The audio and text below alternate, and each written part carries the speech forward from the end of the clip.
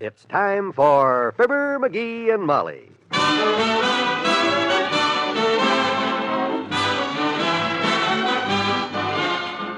Sundays through Thursdays, NBC brings you Fibber, McGee, and Molly, transcribed. The show is written by Phil Leslie and Ralph Goodman and directed by Max Hutto.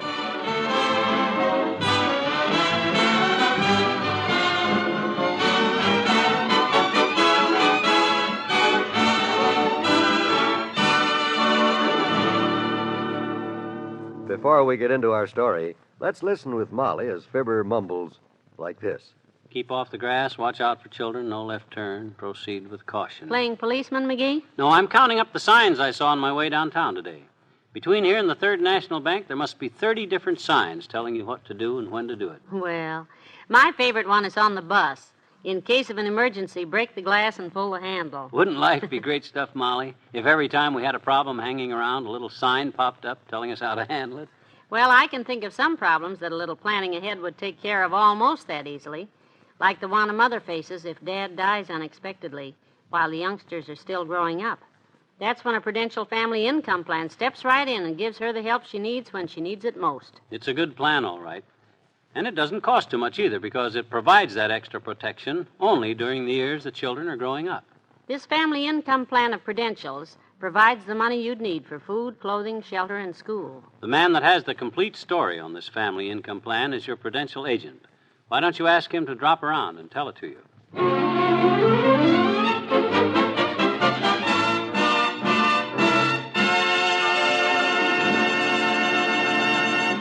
It's not quite daybreak at 79 Wistful Vista, and the man of the house is sleeping like a log. Mrs. McGee, however, is up, standing beside the bed and a little worried. McGee? Dearie, wake up. Lick their hands off of me, Copper. I didn't do nothing. Oh, it's you, Mom. Yes, it is. You really come out punching, don't you? Oh, gee, I'm sorry, kiddo. I was having a terrible dream. Some guy robbed old man McDonald, the president of the Third National Bank's bank vault, and I was just standing there filling my fountain pen, and they claimed I done it.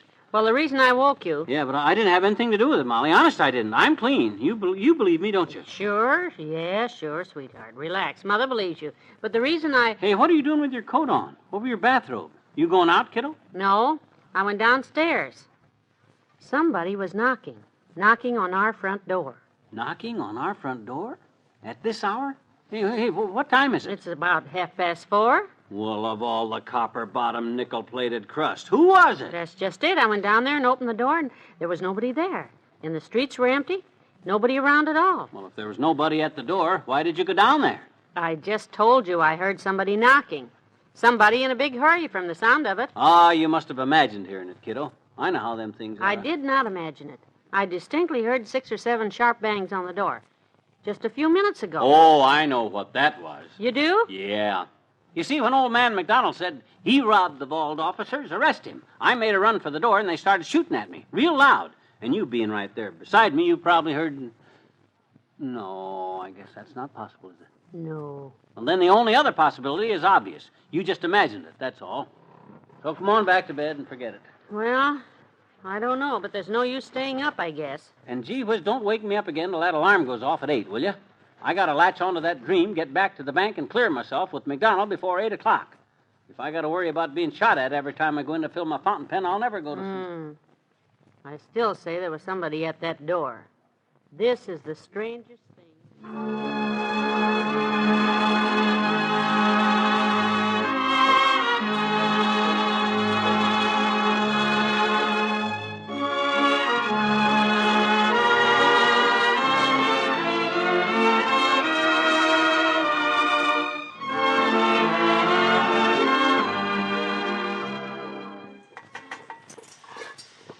Knocked so hard it woke me up, Mr. Oldtimer. But when I went downstairs to look, there was nobody there. Sure sounds mysterious, daughter. Breakfast is ready, McGee. I hear you. Oh, I didn't hear you come downstairs. Still talking about that middle-of-the-night knock-knock, who's there, huh? What do you figure it was, Johnny? It was just imagination. Had to be imagination. There was nobody there, was there? Well, now, I might have imagined it once, but not twice. Why? Yes. After you went back to sleep, it happened again. Sort of a frantic knocking. Had an urgent sound to it. Gee whiz. When I got to the door, the same thing. Nobody there. This thing is weird, McGee. Does sound kind of... Just as sure as you're standing there, somebody was at our front door this morning. Somebody in trouble. You know, daughter, a similar thing like that happened to Mama one time. Middle of the night, big loud knocking on the front door. Yeah? Had a kind of a hurry-up sound to it, like a policeman beating on the door with a nightstick. Mama leapt out of bed, rushed downstairs, and opened the door. What was it? Policeman beating on the door with a nightstick. Oh, your mama in trouble or what? No, but the policeman sure was, Johnny. Mama got so mad him waking up the whole family like that, she said, "Next time you lose your door key, sleep at the station house, Papa," she said. Papa was policeman, you see. Yeah. Well, if there'd been any cops knocking on our door, they'd have waited till Molly opened it. Of course. Let's talk about it later. Sit down. Your breakfast is ready. Well, thanks, daughter, but you shouldn't have bothered. I got a lot of groceries to deliver. She and wasn't talking to you. Oh. But you're certainly welcome to join us. Well, I already had me a big breakfast over at the Nelsons next door. Ham and eggs, muffins, and 3 helpings of potatoes. I couldn't eat another bite. Good. Ordinarily, that is. Oh. But this mystery of who's knocking on your front door is so fascinating, I'll force myself. Pass the bacon, eggs, toast, jam.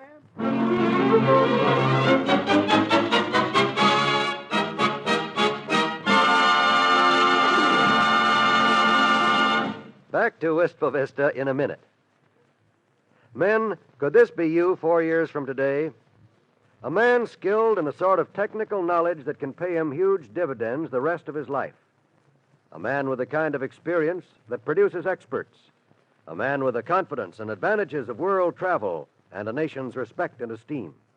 I repeat, does this sound like you 4 years from today? Well, it can be you in the United States Air Force.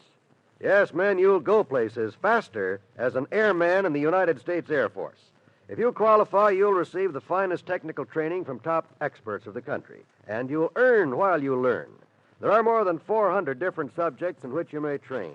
Yes, that's right, 400 different subjects, preparing you for such growing fields as radar, medicine, personnel, meteorology, and many more. See your nearest Air Force recruiter right away and get the facts about your future as an airman. Remember, you'll go places faster.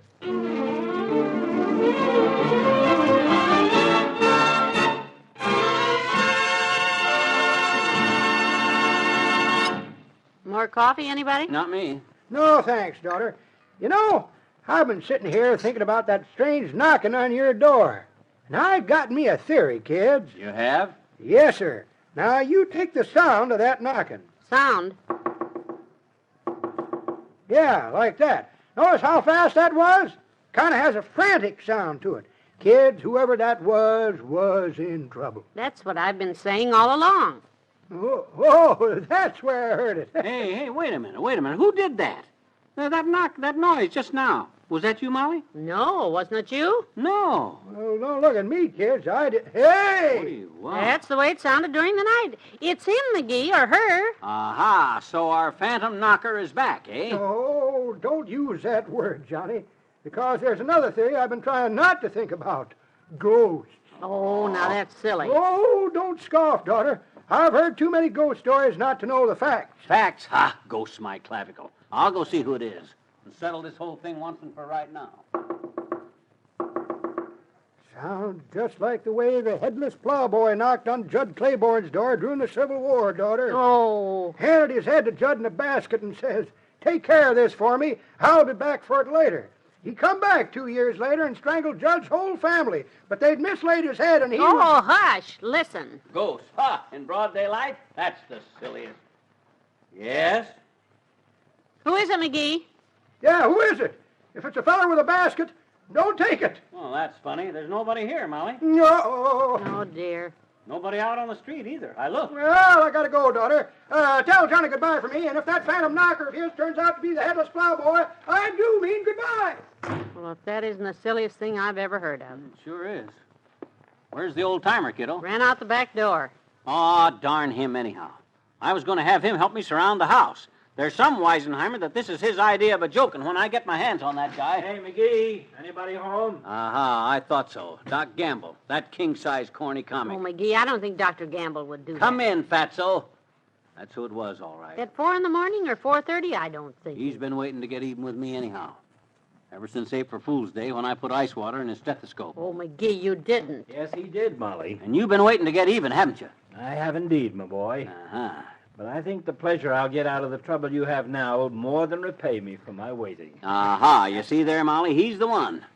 You'll admit that you know all about this knocking that woke us up at daybreak. Right, you big hip stabber? Right. Because you were up at 4:30 this morning and drove by here, right? Right again. Oh, Doctor.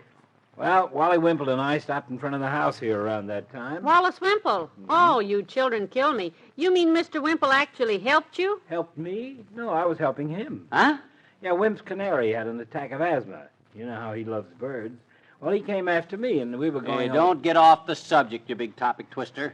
What's that got to do with us being woke up at daybreak? I'm coming to that, loudmouth. It was Wimp who saw it first, because he said to me, "Oh, look, Doctor, Mr. and Mrs. McGee will never get a bit of sleep all summer. Look in that tree. Tree? In your front yard. You got a new neighbor, a woodpecker. A what? Well, a pixelated rat-a-tat-tat or something like that, he called it. Good heavens. It's the loudest of the species. Apparently never sleeps and makes a noise like, yeah, that's it, like someone's at the door. Has a sort of urgency to it, like whoever it is in trouble. Well, this bird is in trouble. I can tell you that. Where are you going? To oil up my shotgun. I'm as much of a bird lover as the next guy. But if that pixelated what's-this isn't out of town by nightfall, by George... Oh, no, McGee. No, you're not going to... McGee?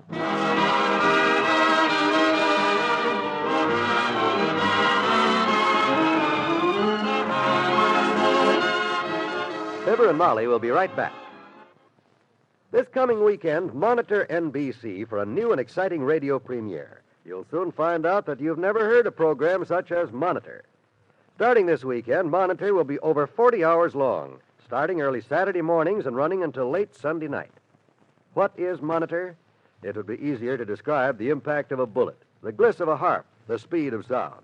Monitor is so new, so big, so different, it defies description. The only way to find out is to hear this unusual show premiering this weekend on NBC Radio. Monitor is the entire world at your fingertips, radio at its live immediacy, entertainment, information, ideas such as you have never heard before. Monitor may bring you a complete Broadway show, a ride in a jet, a walk down a street in Paris, or a news bulletin before it becomes news.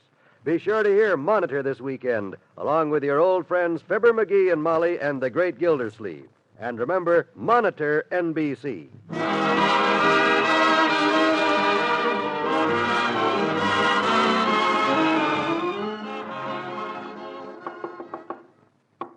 Oh, dear, there he goes again. We'll never get any sleep tonight. Shall I close the window, McGee? McGee? Oh, now don't pout. I'm just not going to let you shoot that little woodpecker. The shotgun stays locked up until he leaves. We'll get Mr. Wimple over here tomorrow, and maybe he can tell us how to get... McGee? Oh, for goodness sakes.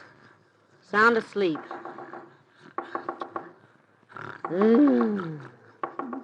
Heavenly days. I don't know which is worse. I might as well get up and read a magazine. Good night, all.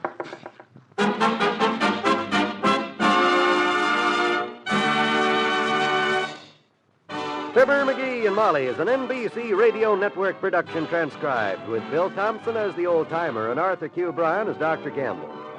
Well, tomorrow, Teeny comes up with a solution to the problem of silencing that woodpecker. I must admit that as sure as my name is John Wald, I'm a little curious to see how she does it. If you are, too, we can hear it on Fibber, McGee, and Molly.